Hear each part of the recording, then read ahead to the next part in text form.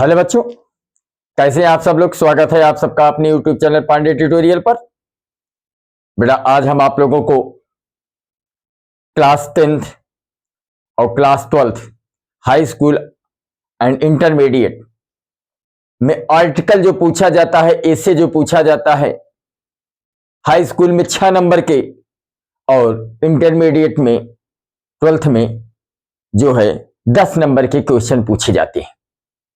और आज मैं आपको जबरदस्त ट्रिक बताऊंगा बेटा, जिसके माध्यम से आप आसानी से आर्टिकल लिख लोगे।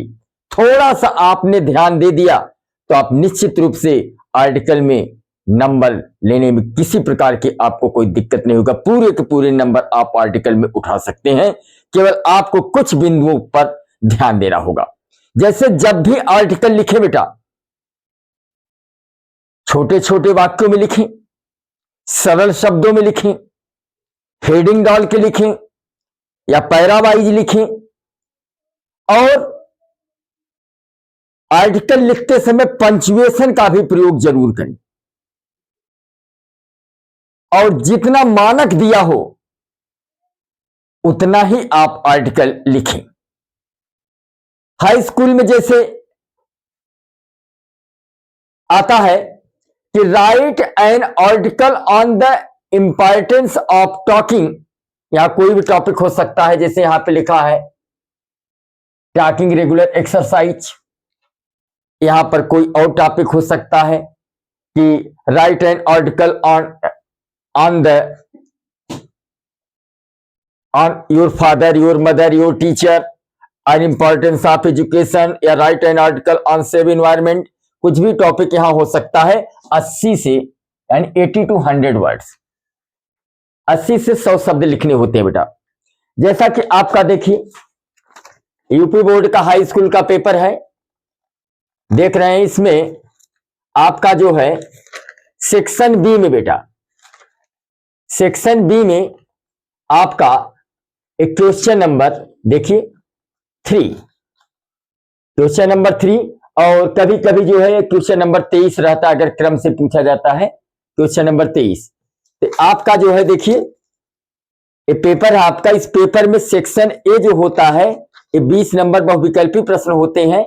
और सेक्शन बी में आपका जो है, सेक्शन बी में आपका जो है क्वेश्चन नंबर 2 तो एप्लीकेशन होता है। क्वेश्चन नंबर 3 आपका आर्टिकल देखिए, write an article on importance of topic exercise about 80 to 100 words on the basis of hints given below. यहां हेडिंग भी दिया रहता है बेटा। जैसे यहां पे introduction, keeps our body are active, tension and free happy all day long, better concentration of studies, conclusion. तो आपका जो भी जिस भी टॉपिक पर आर्टिकल लिखने के लिए आता है उससे संबंधित आपकी हेडिंग भी दिया रहता है। और हेडिंग न भी दिया हो तो हेडिंग आप अपने मन से बना सकते हैं। तो कहने करते हैं कि हाई स्कूल में बेटा इस सेक्शन बी में तीसरा क्वेश्चन होता है या 23वां क्वेश्चन। अगर क्रम से 20 के बाद 21, 22, 23 करके देता है तो 23वां नंबर पे होगा, और नहीं तो आपका जो है एक क्वेश्चन नंबर 3 होगा सेक्शन बी का। और ये 6 नंबर का पूछा जाता है बेटा। हाई स्कूल में कितने नंबर पूछा जाता है? 6 नंबर में। और इंटरमीडिएट में यह भी सेक्शन बी में पूछा जाता है और 10 नंबर का पूछा जाता है बेटा कि write an article on any one of the following topic in about 100 to 150 words. यानी आपको किसी एक विषय पर आपको 100 से 150 शब्द तक आपको आर्टिकल निबंध लिखने के लिए आता है बेटा। और कितने नंबर का आता है? 10 नंबर का आता है। यानी इंटरमीडिएट में 10 मार्क्स का आता है बेटा, और हाई स्कूल में 6 मार्क का आता है। तो आपके कुछ मोस्ट आईएमपी ऐसे हमने लिख दिया है कि मोस्ट आईएमपी क्वेश्चन जो कि 2026 में बेटा श्योर आने वाले हैं। इनमें से कोई न कोई ऐसे आपको निश्चित रूप से बोर्ड में मिल जाएगा। जैसे हाई स्कूल में जो 2026 में मोस्ट आईएमपी ऐसे हैं जो कि आ सकते हैं आपके एग्जाम में, जैसे my father, my mother, teacher, इनमें से कोई एक का आ सकता है। इंपॉर्टेंस ऑफ द एजुकेशन, शिक्षा का महत्व, सेव एनवायरमेंट, यानी पर्यावरण को बचाना या एनवायरमेंटल पॉल्यूशन या पर्यावरण प्रदूषण। Uses and abuses of mobile phone, phone के उपयोग और दुरुपयोग। Clean India, clean India Swachh Bharat अभियान, यह भी मोस्ट आईएमपी है बेटा। और इंपॉर्टेंस ऑफ डिसिप्लिन, अनुशासन का महत्व। ये बेटा जो इस हमने आर्टिकल लिखा है, my father my mother my teacher, importance of education, save environment, environmental pollution, uses and abuses of mobile phone, clean India, Swachh Bharat अभियान, इंपॉर्टेंस ऑफ डिसिप्लिन, इनमें से कोई न कोई आपको आर्टिकल निश्चित रूप से एग्जाम में मिल जाएगा। इसको आप तैयार कर डालेंगे। और कक्षा 12 में, क्लास 12th में जो मोस्ट आईएमपी आपके आर्टिकल हैं वो आपके जैसे unemployment India, environmental pollution, climate change, role of youth in nation building, women's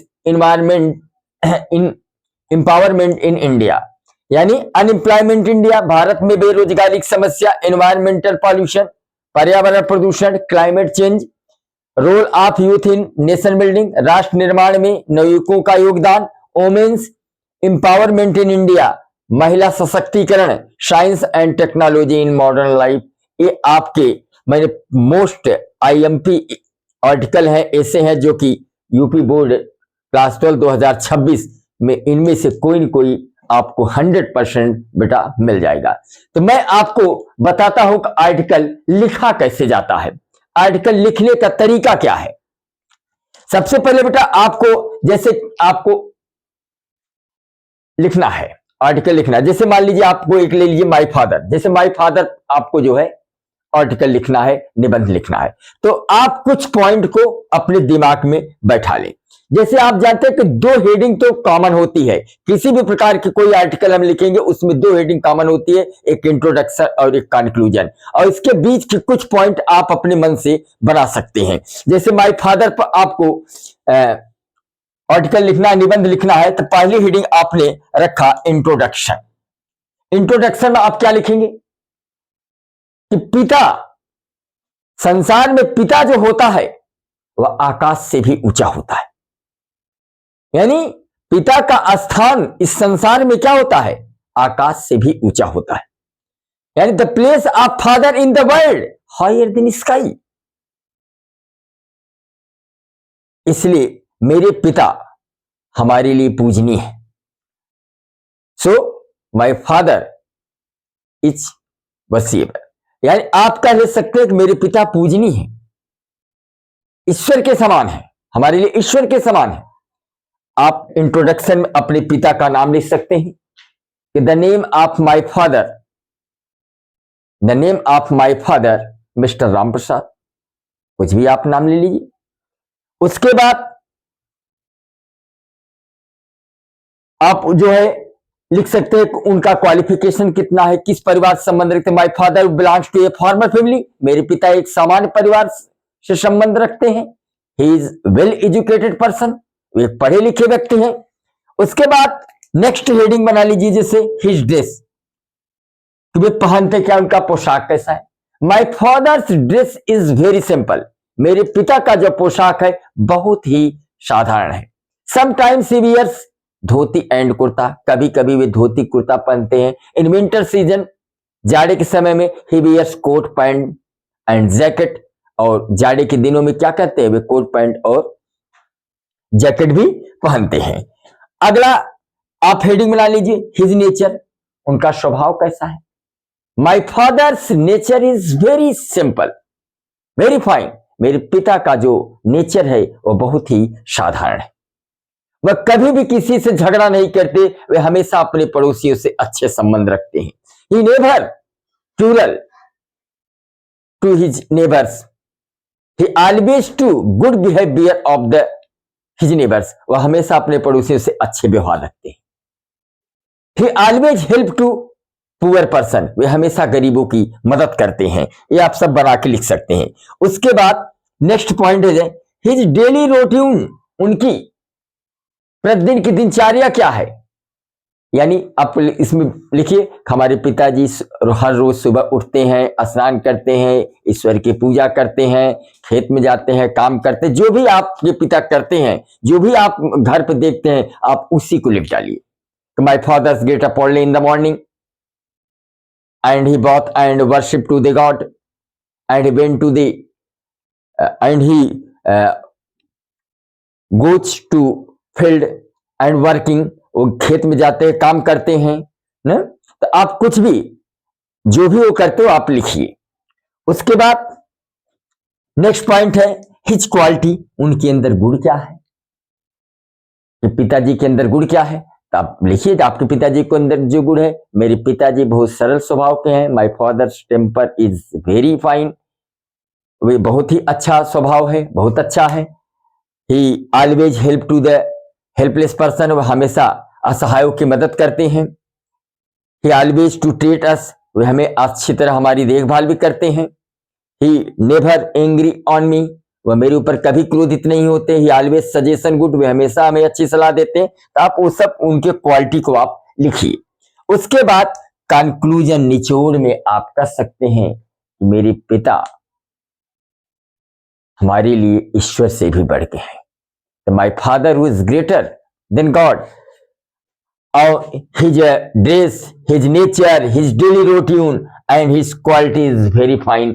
ये आप कंक्लूजन में निचोड़ में लिख सकते हैं। जितना आपने ऊपर लिख रखा है उसको कुछ सब पॉइंट को आप यहाँ कंक्लूजन निचोड़, जिसको हम कहते हैं निचोड़ क्या है कि जिसको हम निष्कर्ष कहते हैं, कि निष्कर्ष में आप कह सकते हैं कि my father who is well educated, his dress is fine, his nature is fine, his daily routine is good and his quality is very effective, so I am like to my father, इसलिए मैं अपने पिता को बहुत पसंद करता हूं। तो कहने का मतलब आप जैसे आप फादर पे निबंध लिखे हैं वैसे आप मदर पे भी लिख सकते हैं, टीचर पे भी लिख सकते हैं। तो आप टीचर पे भी जैसे आपको निबंध लिखना चाहते हैं तो आप इंट्रोडक्शन में टीचर का नाम लिखिए, टीचर कहाँ के रहने वाले हैं, कितने पढ़े लिखे हैं, ये सब आप इंट्रोडक्शन में लिखिए। आप टीचर के ड्रेस कैसा है वह लिखिए, और इसके बाद टीचर का नेचर कैसा है उसको लिखिए। और आप यह भी दिखा सकते हैं कि हमारे टीचर का मेथड ऑफ टीचिंग कैसी है, उनके पढ़ाने का तरीका क्या है,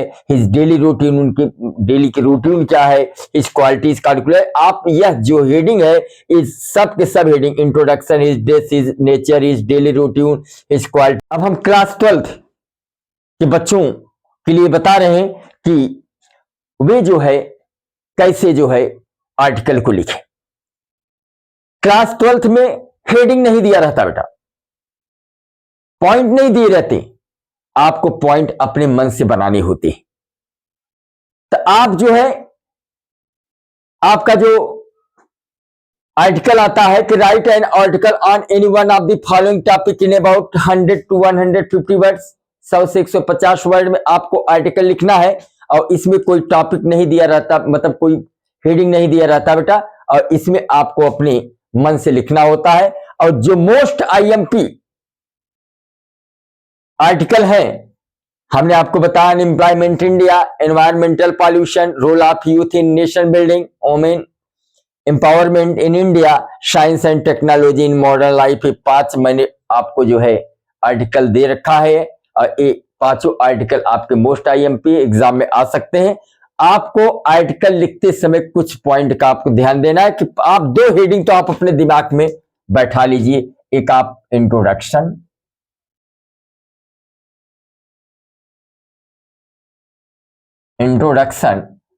और कंक्लूजन। इसके बाद 2 हेडिंग तो फिक्स है, शेष की हेडिंग आप कुछ पॉइंट अपने दिमाग में रख लीजिए। अब जैसे आपको पहला है आपका अनएम्प्लॉयमेंट इंडिया आ गया कि write an article on any one of the following topic in about 100 to 150 words में। जैसे आपका पहला दे दे कि अनएम्प्लॉयमेंट इन इंडिया, भारत में बेरोजगारी की समस्या पे आपको निबंध लिखना है, तो आप कैसे निबंध लिखेंगे? तो आप कुछ पॉइंट आप दिमाग में रख लीजिए। जैसे इंट्रोडक्शन में जिस पे भी आपको निबंध लिखना है वह क्या है, इसको आप लिखना होगा। जैसे भारत में बेरोजगारी क्या है, तो आपको बेरोजगारी क्या है ये आपको बताना है। जैसे एनवायरमेंटल पॉल्यूशन क्या है, एनवायरमेंटल पॉल्यूशन क्या है, और या क्लाइमेट चेंज क्या है, तो एनवायरमेंट किसे कहते हैं, आप इंट्रोडक्शन में इसको दिखा सकते हो। तो कहने का मतलब इंट्रोडक्शन में आपको वही लिखना है जिसपे आप निबंध लिख रहे हैं, जिसपे आप आर्टिकल लिख रहे हैं, उसकी वह क्या है इसके विषय में आपको बताया। जैसे अनएम्प्लॉयमेंट इन इंडिया है, तो इंट्रोडक्शन में क्या लिखोगे, इंट्रोडक्शन में आप लिखोगे कि जब काम करने योग्य व्यक्ति को जब रोजगार नहीं मिलता तो उसे क्या कहते हैं बेटा, बेरोजगारी। क्या बताया गया कि जब काम करने योग्य व्यक्ति को जब कोई रोजगार नहीं मिलता उसे क्या कहते हैं, बेरोजगारी कहते हैं। यानी when a person want to work and has to ability to work but can not find employment, it is called unemployment. कहने का मतलब कोई भी पढ़ा लिखा व्यक्ति है, योग्य व्यक्ति है, उसके अंदर क्षमता है, फिर भी उसको रोजगार नहीं मिलता, इसी को कहा जाता है बेरोजगारी, इसी को कहा जाता है अनएम्प्लॉयमेंट। यानी आप इंट्रोडक्शन में क्या लिखेंगे कि when a person wants to work and has to ability to work but can not find employment in, it is called in unemployment.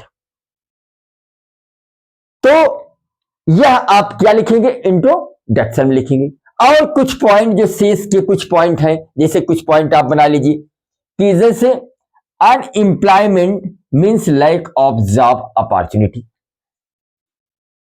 कि बेरोजगारी जो होती है और मतलब नौकरी की कमी, जो जॉब की कमी होती है, अपॉर्चुनिटी, जॉब की कमी का अवसर हमेशा, मतलब किसी व्यक्ति को जब नौकरी नहीं मिलती, नौकरी का अवसर प्राप्त नहीं होता, उसी को कहते हैं बेरोजगारी। और बेरोजगारी क्यों है, तो it is serious social and economic problem in India. आज जो बेरोजगारी है वह भारत की गंभीर सामाजिक और आर्थिक समस्या बन गई है।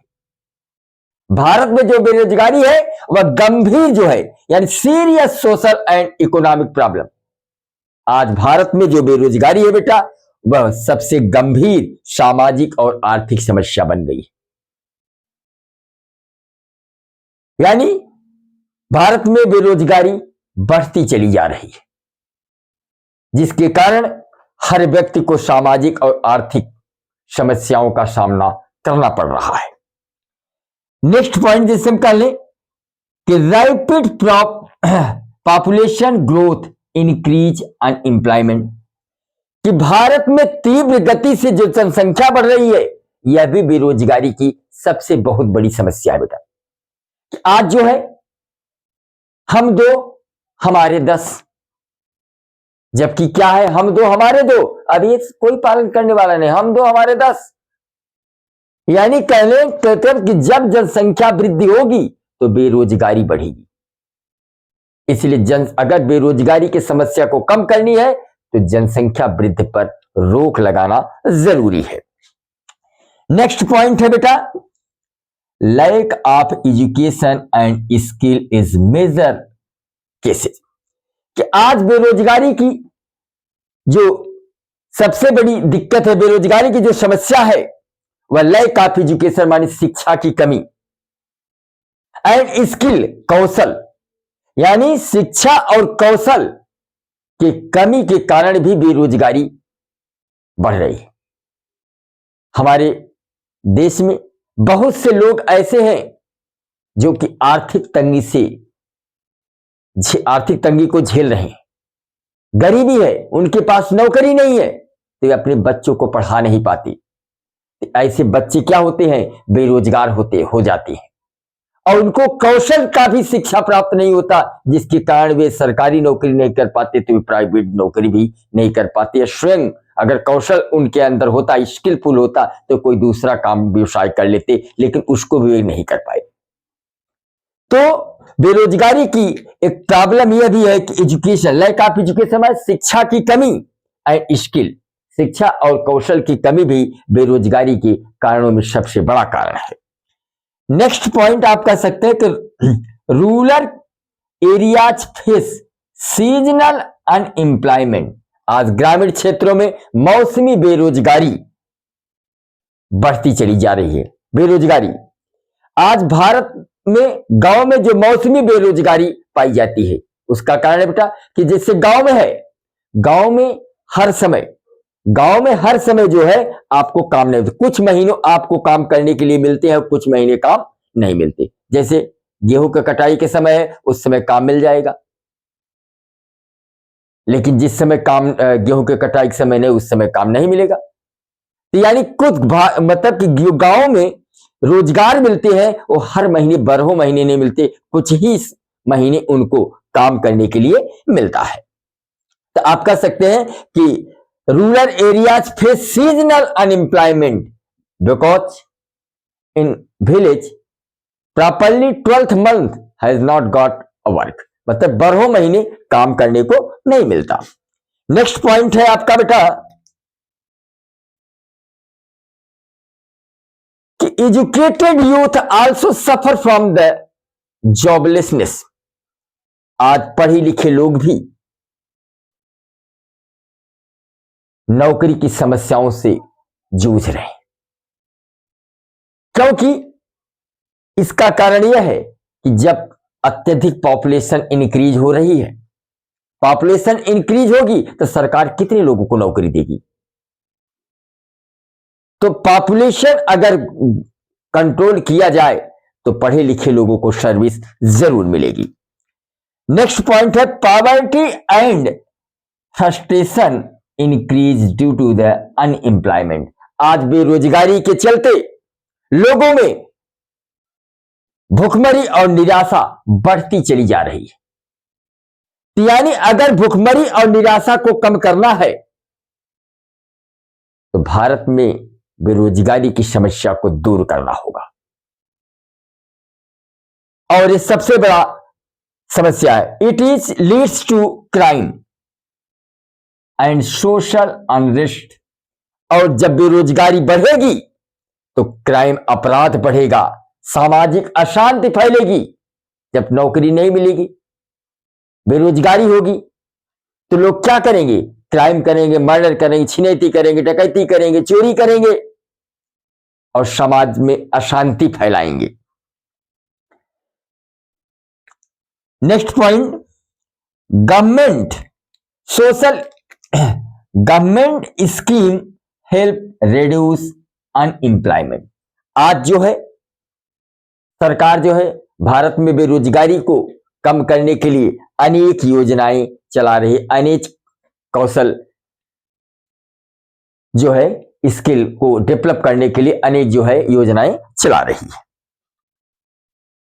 नेक्स्ट पॉइंट है skill development and self employment are the solution. अगर भारत में बेरोजगारी की समस्या का समाधान करना है तो हमें क्या करना होगा? कौशल का विकास करना होगा और स्वरोजगार ही इसका मेन समाधान है।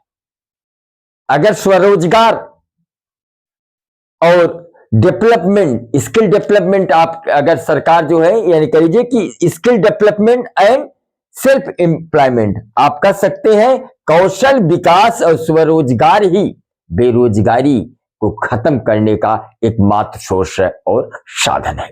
तो इतना पॉइंट दिमाग में है बेटा, तो आप आसानी से आप जो है किसी पे भी आर्टिकल लिख सकते हैं, इसे लिख सकते हैं। और कंक्लूजन आप लिखेंगे